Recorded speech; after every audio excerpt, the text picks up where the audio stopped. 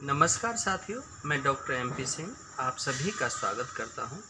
साथियों, कौन दोषी है और किसको सज़ा मिलनी चाहिए, यह फैसला मैं आपके ऊपर छोड़ता हूं। आजकल फरीदाबाद ज़िले के अंदर खोरी गांव के लगभग 10,000 घरों को प्रशासन के द्वारा तोड़ा जा रहा है। यह कितना उचित है, कितना अनुचित है, यह आप सभी लोग जानते हैं।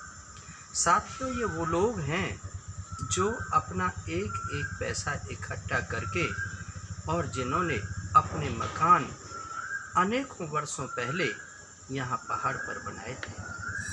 हर इंसान यही तलाश करता है कि कहीं पर मुझे सस्ते में ज़मीन मिल जाए और मैं चंद पैसों में अपना एक दो कमरा बना करके अपनी गुजर बसर करने लगूँ। साथियों, शासन और प्रशासन के जो अधिकारी और कर्मचारी हैं, उनको यह पहले सोचना चाहिए कि यह भूमि अवैध कॉलोनी कौन काट रहा है, किसके परमिशन से काटी जा रही है, इस यहाँ पर लोगों को कौन बसाने की हिम्मत कर रहा है। जब तक NOC नहीं होती, जब तक रजिस्ट्री नहीं होती, फिर इन ज़मीनों की रजिस्ट्री भी हो गई, यहाँ पर बिजली और पानी के कनेक्शन भी हो गए और अनेकों सालों से कई बार इन्होंने MP और MLA भी चुन करके बड़ी सभा और छोटी पंचायत में भेज दिए। साथियों, आज इनका दिल क्या कह रहा है?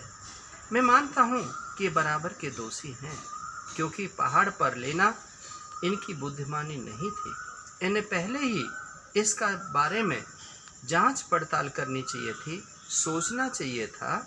लेकिन कुछ लोग जो बाहर बिहार से, बंगाल से, उड़ीसा से इस मिनी भारत फरीदाबाद के अंदर काम करने आते हैं, जो 8,000 10,000 की नौकरी करते हैं, जिसमें से 1,000-2,000 प्रति माह बचाते हैं और किराए पर रहते हैं, उनकी सोच यही है कि जो हम किराया दे रहे हैं, यह पैसा हम किसी प्रॉपर्टी डीलर को देते रहेंगे, हमारा प्लॉट भी हो जाएगा, हमारा मकान भी हो जाएगा। कुछ जो लोग बड़ी कीमत रखते हैं, वह ऐसी जगह पर छोटे छोटे प्लॉट काट करके गरीबों से पैसा लेते रहते हैं हर महीने।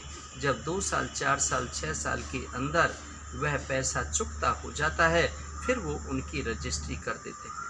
मैं उनको भी दोषी नहीं कहता हूँ, कहीं ना कहीं उनके भी दिल में दयालुता है, उपकार है, जो गरीबों का भला सोच रहे हैं।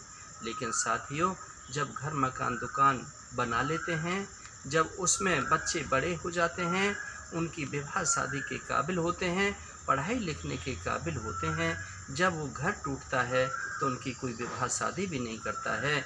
जो पढ़ने लिखने के काबिल बच्चे होते हैं, उनका मन भी टूट जाता है कि हमारे माता पिता का जो अर्जित किया हुआ धन था, वो सब खत्म हो गया है, और उनकी मानसिकता भी विकृत हो जाती है। कई बार उनके अंदर बदले की भावना भी आ जाती है। साथियों, ये बड़ा चिंतन का विषय है और ऐसा एक जगह नहीं होता, ऐसा बार बार अनेकों जगह होता है। बार बार अनेकों जगह पीले बिल्डोजर चढ़ाए जाते हैं।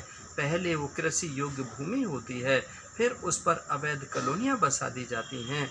लेकिन पहले ही यदि हम इन पर रोक लगा दें तो इतना बड़ा नुकसान नहीं होगा, और इससे जितना असंतोष चारों तरफ दिखाई पड़ता है, जितना धरने प्रदर्शन चारों तरफ दिखाई पड़ते हैं, जितने ये चारों तरफ आवाज़ जिंदाबाद और मुर्दाबाद की आवाज़ आती है, वह भी नहीं आएगी। वैसे तो मैं सभी से अपील करना चाहता हूँ कि सभी भारतवासी या सभी फरीदाबाद वासी, सभी पढ़े लिखे हैं, सभी समझदार हैं, उनको अनअप्रूव्ड कॉलोनी के अंदर प्लॉट लेना ही नहीं चाहिए। और अप्रूव्ड कॉलोनी के अंदर भी सरकार की आजकल बहुत सारी स्कीमें चल रही हैं। सरकार घर मकान दुकान बनाने के लिए भी पैसे देती है, मकान को रिपेयर करने के लिए भी पैसे देती है। BPL वाले जो लोग होते हैं, उनके भी आशियाना बना करके देती है। इसलिए हमें ऐसे फैसले नहीं लेने चाहिए जिन फैसलों के लिए हमें ज़िंदगी भर तक रोना पड़े। इन सब बातों के साथ में मैं आप सभी का धन्यवाद करता हूं और आप सबसे निवेदन भी करता हूं कि ऐसे गरीब मार नहीं होनी चाहिए। क्योंकि ये जो बद्दुआएँ होती हैं इनसे प्राकृतिक आपदाएँ आती हैं। कहते हैं मुई खाल की सांस सो सार भस्म रह जाए। ये जो गरीब की सांस होती है, गरीब की जो बद्दुआ होती है, ये कई प्रकार की ऐसी सिचुएशन बना देती है, ऐसे हालात बना देती है, ऐसी